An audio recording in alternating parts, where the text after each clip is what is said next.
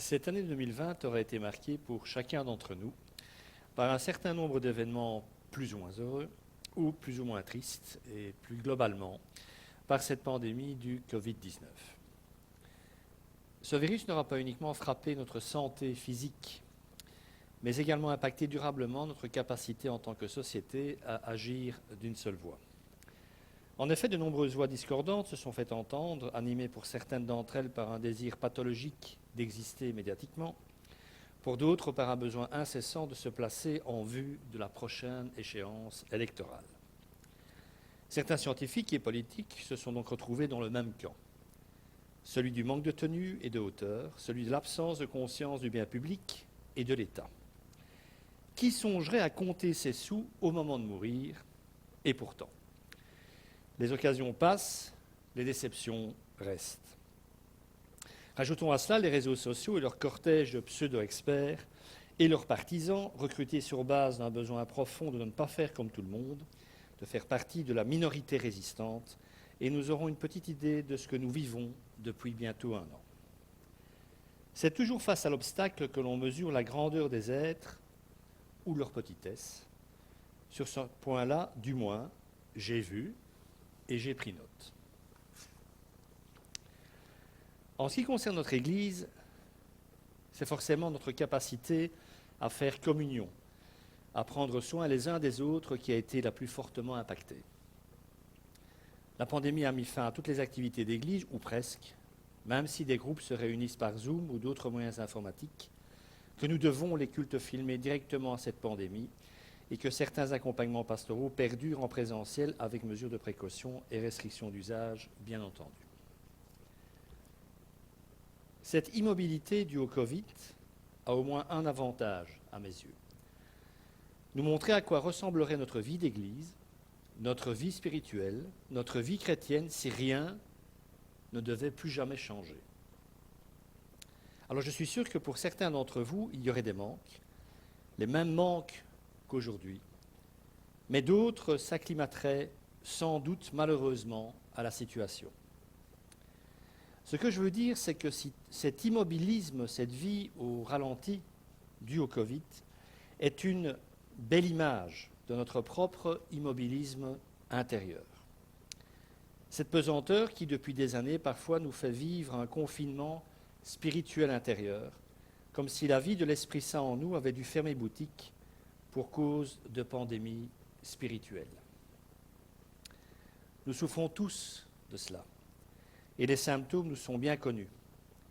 Notre prière a un goût de sang. Nous pouvons passer une journée entière sans penser à Dieu. La lecture de la Bible se fait plus rare et quand elle se fait, c'est plus par devoir ou culpabilité que par réel désir de rencontrer Dieu. L'Esprit Saint, quant à lui, ne semble plus avoir aucune influence sur nous, sur notre comportement, sur la façon dont nous envisageons les choses. Nous sommes du blé et pourtant nous faisons l'effet de n'être qu'un plant d'ivré. Et si nous l'ignorons, les autres, eux, l'ont bien remarqué. Quant à notre voix et ce qu'elle pourrait apporter au monde, à savoir une parole de vie agrémentée de sel, elle est inaudible car elle reste coincée dans le fond de notre cœur. Alors les remèdes à cet immobilisme intérieur existent et nous allons en voir certains, avec comme secret espoir que cela nous aide à faire de l'année 2021 une année spirituellement bénie pour chacun d'entre nous, pour notre Église et pour ceux qui nous entourent. Cela dit, rien ne sera facile, car rien de ce que notre Seigneur attend de ses disciples ne l'est, humainement parlant. Il ne s'agit donc pas ici d'une recette toute faite et prête à l'emploi qui nous offrirait le luxe de ne pas apprendre à cuisiner. L'apprentissage fait partie de l'expérience humaine, quelle qu'elle soit, et quels qu'en soient les domaines, et la vie spirituelle n'échappe pas à cette règle. Les quelques points que je vais brièvement aborder maintenant, vous pourriez les retrouver dans quasi tous les livres de la Bible. Mais j'ai choisi de les aborder en prenant le livre de Néhémie, dans l'Ancien Testament. Alors quelques mots tout d'abord sur Néhémie, histoire de nous rafraîchir la mémoire. Nous sommes en 446, avant la naissance de notre Seigneur, donc ça ne date pas d'hier. Néhémie est un juif qui sert le vin à la table du roi de Perse Artaxerxès. Alors que l'on ne s'y trompe pas, c'est un travail très important et très en vue.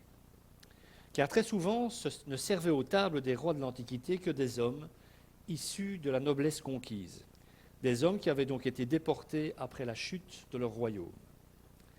Quand je vous aurais dit qu'il était considéré comme un privilège de voir le roi tous les jours, alors que sa propre épouse ne pouvait le voir que si le roi la convoquait en sa présence, vous comprendrez sans doute que la fonction était d'importance et revêtait même une forme de prestige. Néhémie ne peut donc pas être comparé à un garçon de café, même si j'ai un immense respect pour cette profession. Il faut que je vous dise encore que cette fonction des chansons, de sommelier, du roi, était non seulement une fonction d'honneur et de prestige, mais également de confiance. En effet, les chansons devaient goûter les vins avant le roi pour vérifier tout simplement que ceux-ci n'avaient pas été empoisonnés. Le propre père d'Artaxerxès, Xerxès, pas évident à dire à la suite, était d'ailleurs mort empoisonné. Enfin, il fallait pour exercer cette fonction être d'humeur toujours égale. Hors de question, par exemple, de paraître en présence du roi triste, maussade ou de mauvaise humeur, sous peine de risquer la prison, ou même pire, la mort. Dernier détail, la famille de Néhémie avait été déportée en 586 avant Jésus-Christ par les Babyloniens, ce qui signifie que Néhémie était né en captivité et qu'il n'avait donc jamais vu Jérusalem. Objet, nous le verrons, de toute son attention et au centre du livre qui porte son nom. Venons-en à notre remède contre l'immobilisme et à la situation dans laquelle se trouve Néhémie. Au début du livre, Néhémie reçoit des nouvelles de Jérusalem et en particulier de sa muraille, donc la muraille extérieure entourant la ville. Eh bien, la muraille entourant cette ville avait été détruite et brûlée par le feu 140 ans plus tôt par les armées babyloniennes. Alors la pratique était courante lorsqu'une ville tombait aux mains d'un souverain étranger. Non seulement cette pratique laissait la ville sans défense, mais elle marquait également la destruction d'un royaume de manière irrémédiable. Ne plus avoir de muraille signifiait pour une ville, un pays, un peuple, ne plus avoir d'autonomie, plus de roi sur le trône, plus de patrie libre, plus de monnaie, plus d'adoration de son ou ses dieux, plus d'identité souveraine. C'est pour cette raison, et la Bible relaie ces informations dans les livres prophétiques et historiques, que les rois préféraient souvent payer de lourds tributs aux empires de l'époque que de risquer de tout perdre par une prise de leur capitale, avec son cortège d'horreur et sa fin dès lors inéluctable. La destruction définitive de la ville, la mise à mort massive de ses habitants et de sa famille royale, et la déportation du reste de sa population dans le pays conquérant pour y servir d'esclaves, et parfois, lorsqu'on était bien né comme Néhémie, pour y servir à la table du roi. Néhémie apprend donc par l'un de ses amis que les murailles de Jérusalem gisent à terre, et cette nouvelle bouleverse profondément le sommelier du roi. C'est assez intéressant de se dire que cette nouvelle le bouleverse, parce que ça fait 140 ans que les murailles se trouvent par terre. J'ai envie de dire que moi j'y vois ici un petit signe de la présence du Saint-Esprit qui fait prendre peut-être pour la première fois conscience à Néhémie qu'il y a effectivement un problème et éventuellement une solution à ce problème. Néhémie est tellement bouleversé qu'il prie Dieu, probablement pour la première fois, en tout cas pour ce motif-là. Et je vous invite pour commencer à nous arrêter sur cette prière, cette courte prière. Voilà ce qu'il dit. Je t'en prie, prête-moi une oreille attentive et que tes yeux soient ouverts. Grande liberté de parler à Dieu, là, il s'adresse à Dieu, bien entendu. Écoute la prière que moi, ton serviteur, je t'adresse en ce moment. Jour et nuit, j'intercède pour des serviteurs les Israélites en confessant leurs péchés, ceux que nous avons commis contre toi. Oui, ma famille et moi, nous avons péché. C'est certain, nous nous sommes mal comportés envers toi, nous n'avons pas respecté les commandements, les prescriptions et les règles que tu avais données à ton serviteur Moïse. Premier élément que nous pouvons dégager de ce passage, la repentance et la prière. Alors oui, je sais, on en a déjà abondamment parlé, que ce soit de la repentance ou de la prière. Mais ça ne veut pas dire, parce qu'on en a beaucoup parlé, que nous ayons compris l'importance de celle-ci dans notre vie de tous les jours. Si on avait compris l'importance, on passerait sa vie à genoux, en fait. C'est aussi bête que ça. Et je ne pense pas que ce soit le cas de qui que ce soit ici dans la pièce, moi compris. Et nous ne le faisons pas, nous n'avons pas compris cette dimension et cette importance, probablement parce que nous sommes tellement imbibés de la grâce de Dieu, ce qui, en l'occurrence, est une bonne chose. Nous sommes tellement imbibés de la grâce de Dieu envers nous que nous en oublions de nous sanctifier. On ne se purifie pas. Il n'y a dans la prière de Néhémie, vous l'aurez remarqué, aucun d'égocentrisme. Néhémie ne prie pas pour lui, mais pour le peuple, en confessant les péchés de ce peuple et les siens. Nous verrons d'ailleurs qu'en cas de réussite de sa mission, il n'en retirera pour lui-même aucun bénéfice personnel à part d'avoir fait ce qui lui semblait juste aux yeux de Dieu. Il ne restera pas à Jérusalem, il devra retrouver sa fonction auprès du roi Artaxerxès. Il n'est pas question pour lui de rester à Jérusalem et de bénéficier de la nouvelle muraille, de bénéficier de la reconstruction de la ville. Rien de tout ça, il devra rentrer, entre guillemets, chez lui et reprendre sa fonction de sommier du roi. C'est donc totalement une démarche désintéressée de la part de Néhémie. Il a aussi une vision très réaliste des choses et ne s'estime pas meilleur que les autres. Il sait qu'il fait partie d'un tout et que l'on ne se sauve qu'en sauvant tout le monde, en fait, en ne laissant personne sur le bas-de-côté de la route. Il aurait pu dire à Dieu, moi, je suis exempt de ce péché, moi, j'ai rien fait de mal. Puni à la limite même, envoie le feu du ciel, comme certains, sur la tête de tous ces gens ou de tous leurs descendants. Et on peut donc déjà tirer une application de tout ceci à un groupe constitué, que ce soit un peuple ou en l'occurrence, en ce qui nous concerne, une église, est faite de pécheurs qui ont besoin de la miséricorde de Dieu et de la nôtre. Parce qu'en priant pour toutes ces générations passées, Néhémie, quelque part aussi, il prie pour les péchés de son peuple.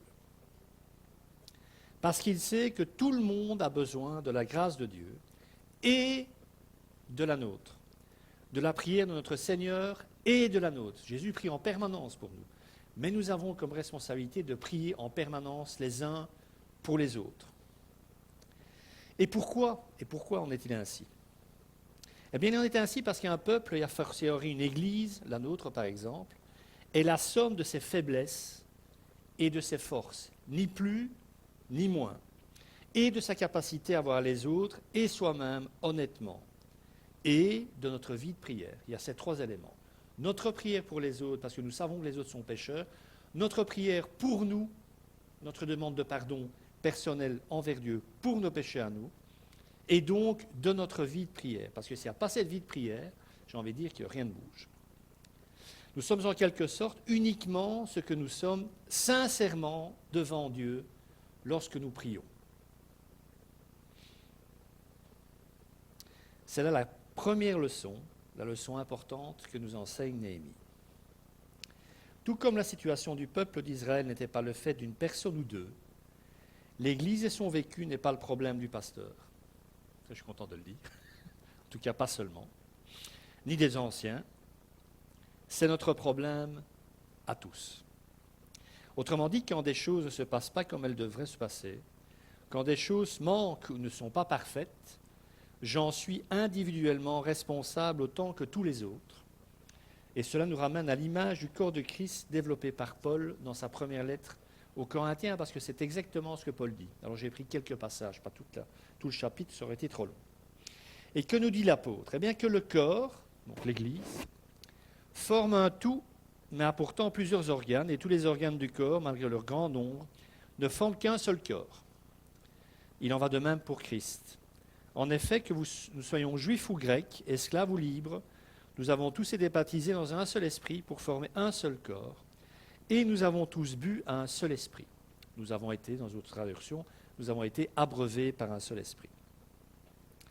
Dieu a disposé le corps de manière à donner plus d'honneur à ceux qui en manquaient, afin qu'il n'y ait pas de division dans le corps, mais que tous les membres prennent également soin les uns des autres.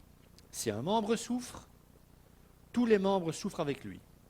Si un membre est honoré, tous les membres se réjouissent avec lui. En d'autres termes, nous ne sommes pas des îles. Que nous le voulions ou non, que nous l'ayons compris ou non, nous ne faisons qu'un. Nous sommes solidaires, nous dit Paul, que les circonstances soient bonnes ou mauvaises. La preuve de ce que j'avance, et je reviens à Néhémie, c'est qu'il n'était pas responsable de la désobéissance de son peuple. La ville de Jérusalem n'avait pas été détruite à cause de Néhémie. Pourtant, il intercède. Il demande pardon.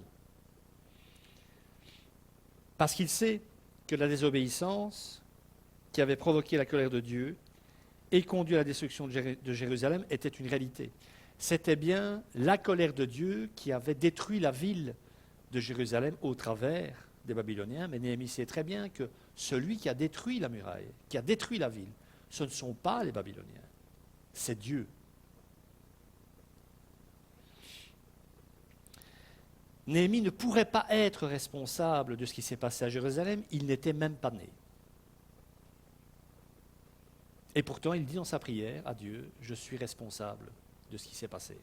Pourquoi est-ce qu'il dit ça? Parce qu'il n'est pas meilleur que les autres. Et il le sait. Il se sait pécheur comme les autres et n'a donc qu'une option pour que les choses changent.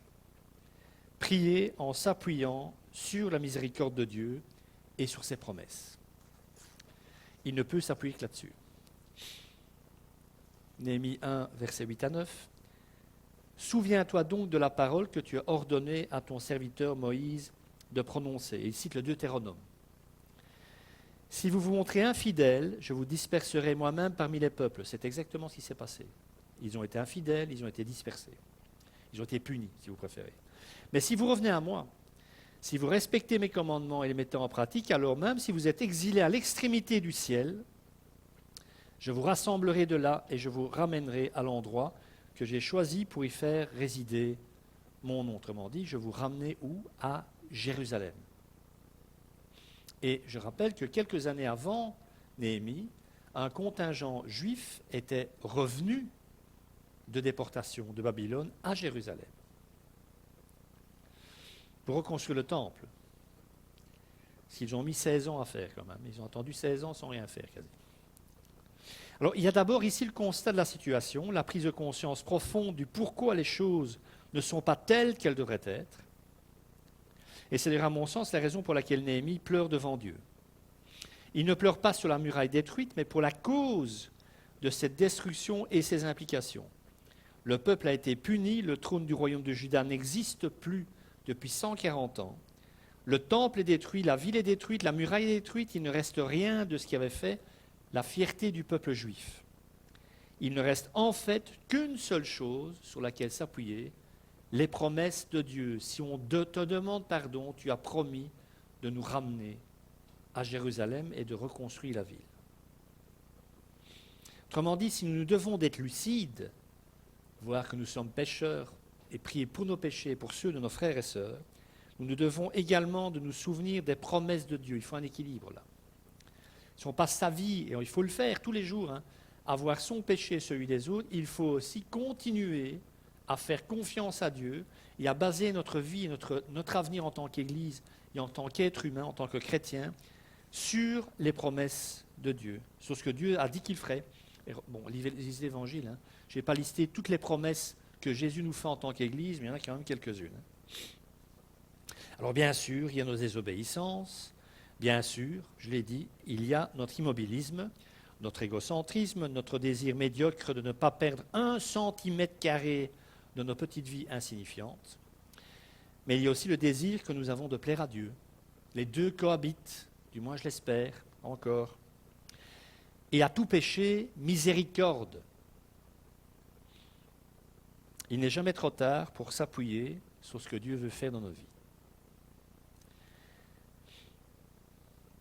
Élément suivant, pour vaincre l'immobilisme.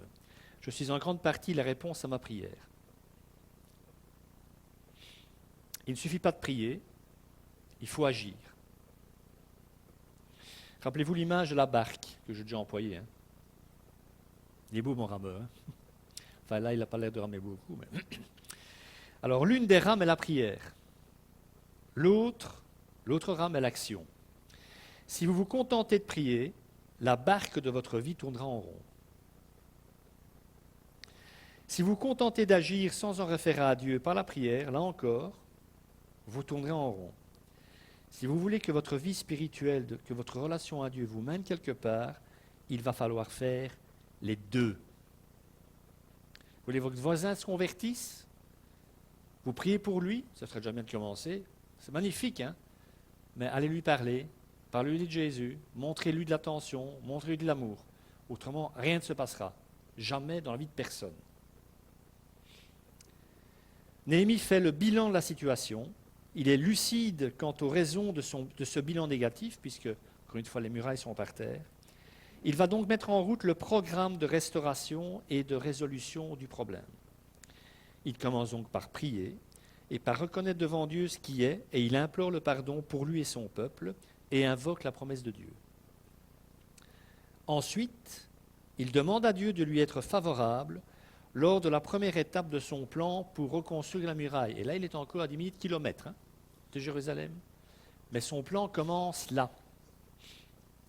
Car Néhémie a décidé que ce serait lui, l'instrument de Dieu, qu'il serait la réponse à sa propre prière. Il ne va pas compter sur les autres, il va d'abord compter sur lui. Après, dans le livre, on ne verra pas ça aujourd'hui, après, dans le livre, il va s'entourer, il va donner des directives à plein de gens. Il ne va pas pouvoir reconstruire pratiquement cette muraille tout seul. Mais à l'origine, il n'y a qu'un homme et sa volonté de faire ce qui est juste et de faire ce que Dieu, quelque part, attend, en fait. Il est clair, d'après le texte, qu'il ne se contente pas de demander à Dieu d'envoyer quelqu'un, mais surtout quelqu'un d'autre. La muraille est par terre. Envoie quelqu'un, Seigneur, mais pas moi. Moi, j'ai un boulot. Écoutez, à la fin de la journée, je suis claqué, il faut arrêter. Moi, il ne faut rien me demander. Mais nous faisons souvent ça, me semble-t-il. Que quelqu'un d'autre parle de sa foi, que quelqu'un d'autre prie, que quelqu'un d'autre prenne des nouvelles des plus fragiles, que quelqu'un d'autre soit sympa avec mes collègues, que quelqu'un d'autre ait compassion de quelqu'un de difficile à vivre. Demande ça à quelqu'un d'autre, Seigneur. En d'autres termes, que quelqu'un d'autre reçoive aussi la bénédiction de Dieu dans cette vie et les récompenses dans l'autre. Parce qu'on rate cette partie-là du problème aussi. C'est qu'un jour, on passera devant Jésus, on va tous passer pour des cloches. Vous ne pensez jamais à ça? Moi, j'y pense quasi tous les jours. Tous les jours, j'y pense quasi.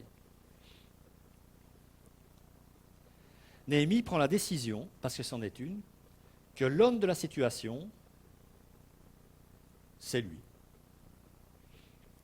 Il est la réponse à sa prière. Ce n'est pas Dieu qui le désigne, c'est lui qui décide d'être vecteur de changement, même si à titre personnel, je pense quand même que l'Esprit Saint doit être quelque part en partie responsable de tout ça.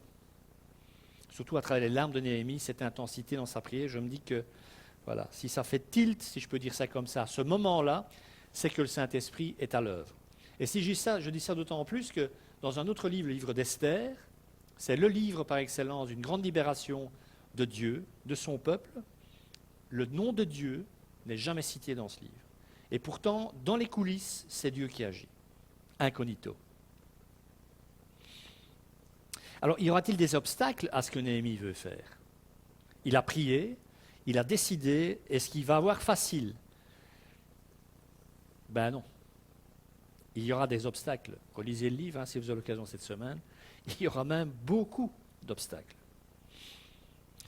Mais c'est souvent le premier d'entre eux qui est le plus susceptible de décourager même les plus téméraires. C'est le premier obstacle qui pose souvent problème, parce que c'est le premier obstacle que nous n'osons pas affronter. Et c'est le cas de Néhémie, et dans le cas de Néhémie, le premier obstacle à affronter pour pouvoir commencer à réaliser son projet, c'est Artaxerxès. C'est le roi lui-même. Il ne va pas pouvoir fuir la cour du roi. S'il faisait ça, il serait repris, il serait tué. Il va devoir parler au roi. Je rappelle quand même que c'est un roi de l'Antiquité. Ce n'est pas le roi Philippe. même s'il y a un gros protocole aujourd'hui, à l'époque le protocole. Donc c'est donc le roi du plus grand empire de l'époque. Et voilà ce que dit Néhémie. Seigneur, prête donc une oreille attentive à la prière de ton serviteur et à celle de tes serviteurs qui prennent plaisir à craindre ton nom. Là aussi, ici, quand même qu'il n'est pas tout seul, encore avoir quelque chose à faire de Dieu. Donne du succès à la démarche de ton serviteur, permets-lui de gagner la compassion de cet homme étant le roi, bien entendu. Et il termine le chapitre 30 en disant « J'étais le responsable des boissons du roi ». Néhémie sait qu'il risque sa vie s'il paraît triste en présence du roi. Et là, il est triste. Je ne sais pas vous, moi quand je ne suis pas bien ou je suis triste, je ne sais pas commencer à faire semblant d'être bien. Certains savent sans doute, moi je ne sais pas faire ça.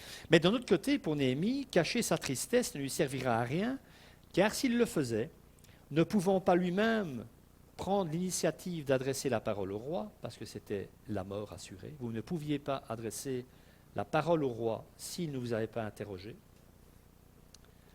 Bien, s'il ne paraissait pas triste, le roi ne risquait pas de voir quoi que ce soit de différent de son attitude habituelle, et donc le roi ne risquait pas de lui poser des questions qui risquaient de libérer la situation.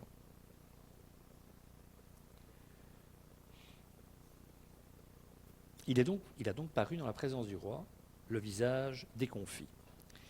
Le premier obstacle franchi, paraître en la présence du roi avec l'air triste, il y en a un autre à franchir, et un solide. Je reprends Néhémie 2, versets 1 et 2. Au mois de Nissan, donc c'est mars-avril, la 20e année du règne d'Artaxerxès, comme il me fallait servir du roi au roi, je l'ai pris et je lui ai donné. Jamais encore je n'avais paru triste en sa présence. Le roi m'a demandé « Pourquoi as-tu mauvaise mine? Tu n'es pourtant pas malade ?» Ce n'est peut-être qu'une peine de cœur. Il dit, il est amoureux, ça se passe mal. Mais c'est sympa encore, comme attention, je trouve. Et là, le texte continue, on saisit d'une grande frayeur. C'est Néhémie qui parle, saisi d'une grande frayeur. Après, il va parler. Mais il est saisi d'une grande frayeur. Il va parler, c'est super, mais que va penser le roi de ce qu'il va lui dire? Je ne pourrais pas être heureux, Seigneur, en sachant que la ville de mes ancêtres est par terre, que là où résident les sépulcres de mes ancêtres, il n'y a plus rien debout, etc. Voilà donc un autre obstacle de taille, et cet obstacle, vous l'aurez compris, c'est la peur. Surmonter sa peur revient souvent en fait à vaincre tous les obstacles. Autrement dit, l'obstacle le plus grand à ce que la parole de Dieu et la volonté de Dieu se réalisent dans nos vies et dans celle de son Église pour revenir à nous, eh bien, c'est de vaincre notre obstacle intérieur qui est la peur. Nous sommes des peureux, mes amis. Nous avons peur de parler de notre foi. Si j'ai tort, vous pourrez me dire après. Nous avons peur de passer au mieux pour un doux rêveur ou pire pour un fou infréquentable. Nous avons peur de perdre nos proches, peur du regard des autres, peur de mal faire aussi, de ne pas parler assez bien. Nous avons peur de participer au changement que Dieu veut opérer en nous, car contrairement à ce que nous disons tout haut, nous savons que tout bas, c'est tout autre chose.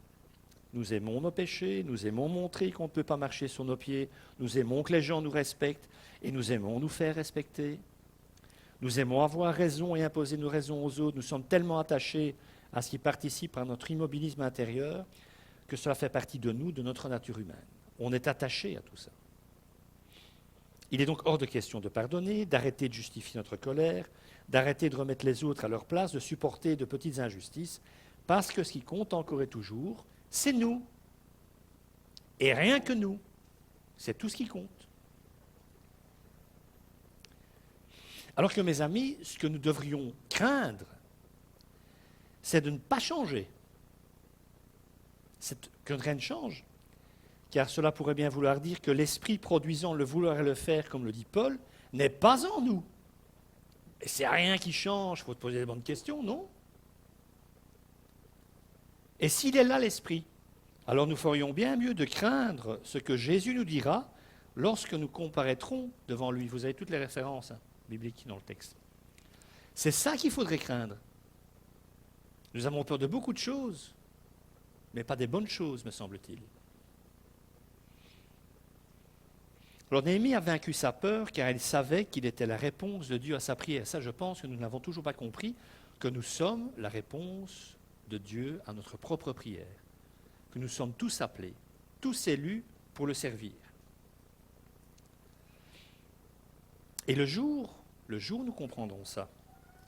Peut-être que des larmes de repentance et de gratitude couleront sur nos joues à nous aussi. Car qui sommes-nous pour que Dieu choisisse de nous faire confiance, de nous utiliser dans son œuvre?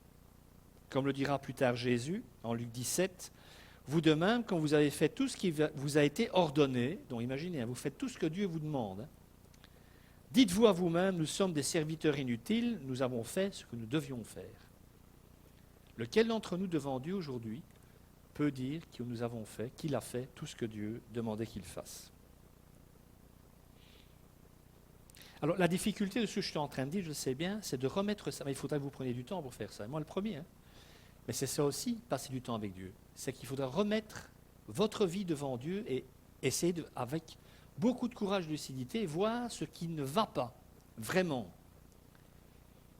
Et d'arrêter de justifier ce que Jésus ne justifie pas.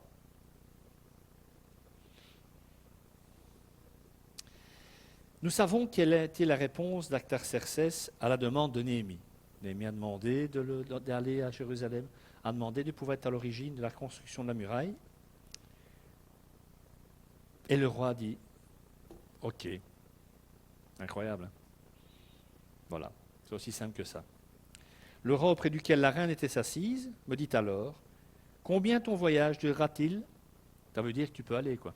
« Et quand seras-tu de retour ?» Ça c'est sympa parce que quelque part, il est peut-être un peu attaché au gars, il a fait un bon service, voilà. Il plut au roi de me laisser partir et je vais fixer un temps. Et après ça, Néhémie va lui demander des lettres de recommandation pour pouvoir avoir pour les gouverneurs, les satrapes, comme on les appelle, les gouverneurs de l'Empire perse. Il va pouvoir avoir du bois gratuitement, l'appui de la logistique perse pour mener à bien son projet.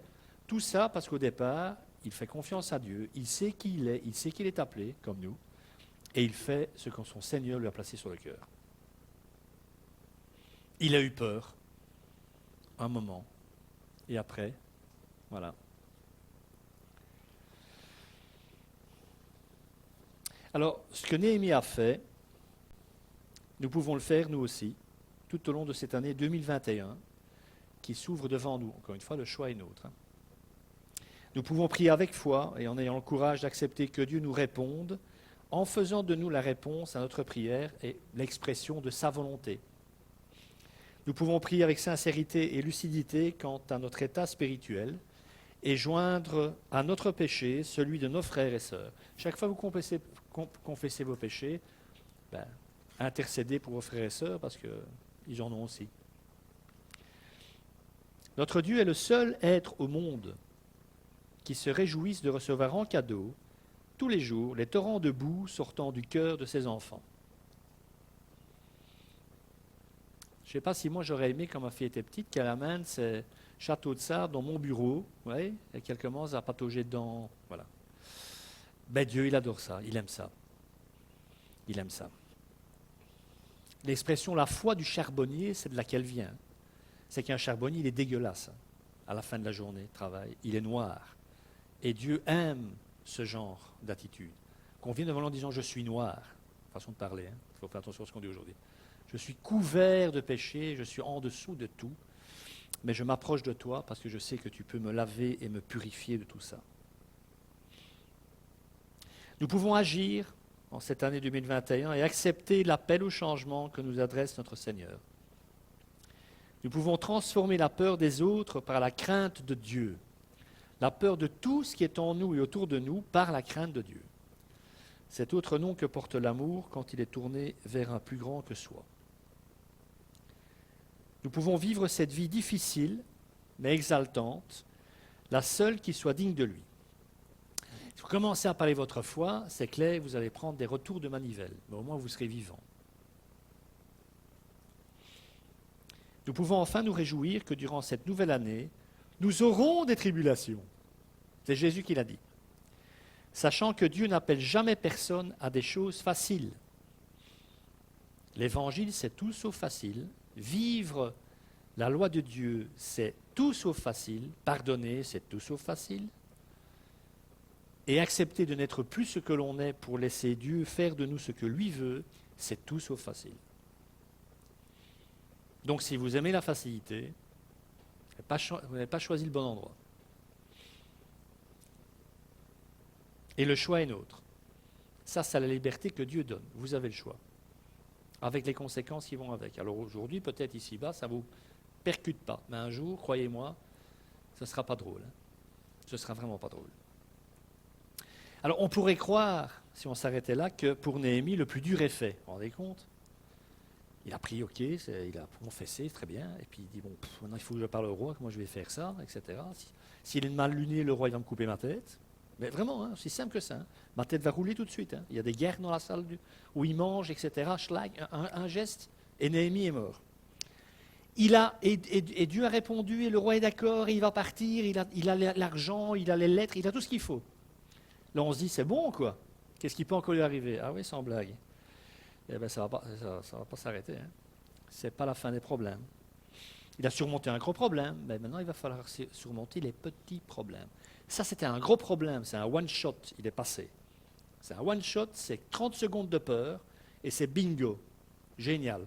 Après, ça va être des petits problèmes, tous les jours. Un amoncellement de petits problèmes, de petites oppositions. Et c'est là qu'il faut tenir. Néhémie 2, verset 10. Sanballat, le Horonite, et Tobidja, le serviteur ammonite, des peuples ennemis d'Israël. L'ayant appris qu'arrivait un émissaire du roi avec comme mission de reconstruire la muraille, eurent un grand déplaisir de ce qu'il venait un homme pour chercher le bien des enfants d'Israël. Ils vont tout faire, ces hommes, pour que la reconstruction ne se fasse pas. Ils vont s'opposer en permanence. Autrement dit, les obstacles continuent, les problèmes continuent. Et même s'ils paraissent au premier abord, je l'ai dit, du moins effrayants que ceux que Néhémie a dû affronter jusque-là, pour moins effrayants qu'ils sont, ils seront plus nombreux et ils mettront dès lors l'entreprise de Néhémie en danger.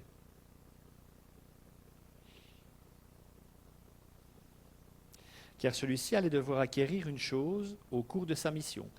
Et c'est une chose que Dieu veut nous voir acquérir. Et c'est pour ça que les problèmes existent dans nos vies et que nous sommes appelés à les surmonter. Cette chose que Dieu veut voir apparaître dans nos vies, c'est la persévérance. Qualité indispensable pour mener à bien ce que Dieu confie à Néhémie et ce qu'il nous confie. Parce qu'à la réflexion, mes amis, si on voit un peu plus large, qu'est-ce que Dieu a confié à Néhémie comme responsabilité? Gérer sa propre vie. Vivre sa vie comme Dieu lui demandait de la vivre, c'est tout. Et un petit peu plus. Et ça, c'est sa prière qui nous l'apprend. Il y a sa vie, il y a Dieu, et puis il y a la vie des autres. Et en ce qui nous concerne, je vais rajouter un élément. Dieu, ma vie, la vie des autres autour de moi, et l'évangile que Dieu m'a confié. Et ça, c'est notre mission à chacun, et c'est notre mission en tant qu'Église. Je vous souhaite une bonne année à tous. Amen.